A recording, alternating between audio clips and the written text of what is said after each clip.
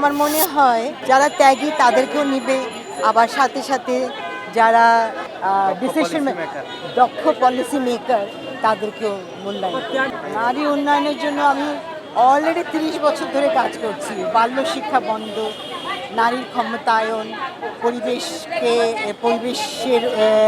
পরিবেশ উন্নয়ন, তারপরে সবার জন্য শিক্ষা বাধ্যতামূলক, তারপরে স্বাস্থ্য ব্যবস্থা, মহিলাদের স্বাস্থ্য ব্যবস্থা একদম প্রান্তিক পর্যায়ে একেবারেই অবহেলিত।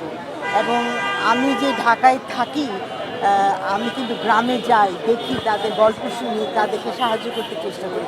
এটা আমি 30 বছর ধরে করে আসি ডাক্তারির পাশাপাশি।